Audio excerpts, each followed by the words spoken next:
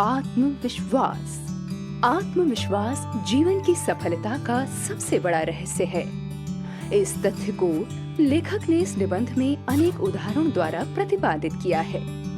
उसके अनुसार स्वयं व्यक्ति के अतिरिक्त और कोई ये निर्णय नहीं ले सकता कि वो सफल है या असफल, अभागा है अथवा भाग्यवान। बाली से कौन लड़ सकता है महाराज? क्यों, ऐसी उसमें क्या बात है?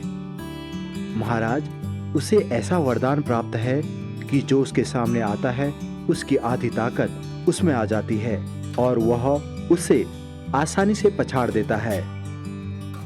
सुग्रीव ने राम से अपने भाई बाली के संबंध में यह बात कही थी और यह बात इतनी पक्की थी कि राम भी बाली के सामने आकर नहीं लड़े और पेड़ की आड़ से ही उन्होंने उसे निशाना बनाया।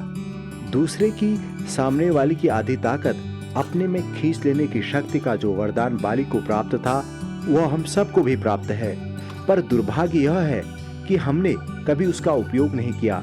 इसलिए विरोधी हमें पीटते रहे और हम उस पीटने को अनिवार्य समझकर पिटते रहे हैं। सच बात यह है कि जब कोई विरोधी हमारे सामने आता है तो हम अपनी आत्महीनता से, कायरता से, कुसंस्कार से, कहें आत्मविश्वास की कमी से विरोधी का और अपना बल तौले बिना ही उसे अपने से अधिक शक्तिशाली मान लेते हैं। बस यह मानना हमारी शक्ति को आधी कर देता है और वह आधी शक्ति हमारे विरोधी को इस अर्थ में प्राप्त हो जाती है कि हम उससे आधे रह जाते हैं। हम में आत्मविश्वास हो तो उससे हम विरोधी को आत्महीन कर सकते हैं, उसकी आधी शक्ति अपने में ले सकते हैं। आत्मविश्वास का सबसे बड़ा दुश्मन है दुविधा, क्योंकि दुविधा एकाग्रता को नष्ट कर देती है, आदमी की शक्ति को बांट देती है। बस वह आधा इधर और आधा उधर इस तरह खंडित हो जाता है। मेरे एक मित्र अपनी पत्नी के साथ जंगल में एक पेड़ के नीचे बैठे बात कर रहे थे। बात करते करते पत्नी सो गई। वह उपन्यास पढ़ने लगे। अचानक उन्होंने देखा लगा सामने से भेड़िया चला आ रहा है उन्हीं की तरफ। भेड़िया एक खूंखार जानवर। वह इतने घबरा गए कि पत्नी को सोता छोड़कर ही भाग खड़े हुए। भाग्य से कुछ दूर पर ही उन्हें एक बंदूकधारी सज्जन मिल गए। वह उनके पैरों में गिर पड़े। मेरी पत्नी को बचाइए, भेड़िया उसे खा रहा है, वह गिड़गिड़ाए। शिकारी दौड़ा दौड़ा उनके साथ पेड़ के पास आया तो उनकी पत्नी यथापूर्व सो रही थी और भेड़िया उसके पास रखी टोकरी में मुंह डाले पूरियां खा रहा था। कहाँ है भेड़िया? शिकारी ने बंदूक साधते हुए पूछा तो कांपते हुए वह बोले, वह है तो सामने। शिकारी बहुत जोर से हंस पड़ा। भले मानस, वह बेचारा कुत्ता है। क्या बात हुई यह? वही कि भय ने उन्हें आत्मविश्वासहीन कर दिया। कृष्ण ने महाभारत में सर्वोत्तम काम यही किया कि पांडवों को उन्होंने आत्मविश्वास से भर दिया। वह अपने कार्य के महत्व को समझते थे, तभी तो पूरे आत्मविश्वास के साथ उन्होंने अर्जुन से कहा था, परेशान मत हो, युद्ध कर, तू निश्चित रूप से युद्ध में अपने शत्रुओं पर विजय पाएगा। नेताजी सुभाष चंद्र बोस जब ICS की प्रतियोगिता में बैठे तो अंग्रेजी परीक्षक ने पूरी तेजी से घूमते हुए बिजली के पंखे की ओर इशारा कर उनसे पूछा, क्या इसकी पंखुड़ियां गिनी जा सकती हैं? सुभाष बाबू ने झट से पंखा बंद कर दिया और बोले, जी हाँ, सुगमता के साथ। परीक्षक प्रसन्न हो गया, पर उसने उन्हें एक बार और कसौटी पर कसा। उसने अपनी अंगूठी उनके सामने रखकर पूछा, क्या इसमें से सुभाष चंद्र बोस पास हो सकता है? सुभाष बाबू ने अपने नाम का विजिटिंग कार्ड मोड़कर उसमें से पास करते हुए कहा, जी इस तरह। यह है अटूट आत्मविश्वास। इसके अभाव में यदि वह घबरा जाते और उटपटांग जवाब देते तो फेल हो जाते। दूसरे हमारी क्षमता का विश्वास करें और हमारी सफलता को निश्चित माने। इसके लिए आवश्यक शर्त यही है कि हमारा अपनी क्षमता और सफलता में अखंड विश्वास हो। हमारे भीतर उगा भय, शंका और अधैर्य ऐसे डायनामाइट हैं जो हमारे प्रति दूसरों के विश्वास को खंडित कर देते हैं। हमारे विद्यालय में जो नगर से दूर जंगल में था, 14 वर्ष का एक बालक अपने घर से अकेला पढ़ने आया करता था। कुछ महीने बाद दूसरा बालक भी उसके साथ आने लगा। वह दूसरा बालक बहुत डरपोक था। वह भूतों और चोरों की कहानियां उसे सुनाया करता।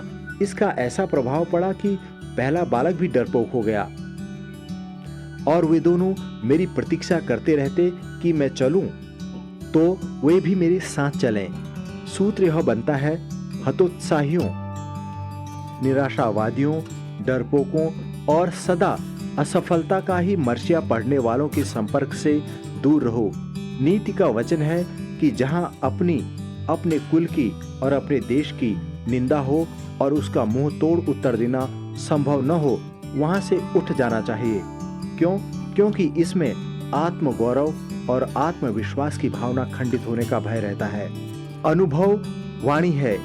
मनुष्य के जीवन के लिए इससे अच्छी और कोई बात नहीं है कि वह सदा मानता, अनुभव करता रहे कि मेरे लिए सब कुछ अच्छा ही होगा। जो भी कार्य मैं हाथ में लूंगा उसमें मुझे सफलता अवश्य मिलेगी। बहुत से मनुष्य यह सोच कर कि हमें कभी सफलता नहीं मिलेगी। दैव हमारे विपरीत हैं, अपनी सफलता को अपने ही हाथों पीछे धकेल देते हैं। उनका मानसिक भाव सफलता और विजय के अनुकूल बनता ही नहीं। तो सफलता और विजय कहाँ? यदि हमारा मन शंका और निराशा से भरा है तो हमारे कामों का परिणाम भी निराशजनक ही होगा, क्योंकि सफलता की, विजय की, उन्नति की कुंजी तो अविचल श्रद्धा ही है। क्या मैं अभागा हूँ? क्या मैं भाग्यवान हूँ? इन प्रश्नों का सही उत्तर जानने के लिए किसी ज्योतिषी से पूछने की आवश्यकता नहीं। इसके लिए तो आप अपने से ही पूछिए कि आप अपने को अभागा अनुभव करते हैं या भाग्यवान। अभागा अनुभव करते हैं तो कोई आपको भाग्यवान नहीं बना सकता, और भाग्यवान अनुभव करते हैं तो कोई आपको अभागा नहीं बना सकता।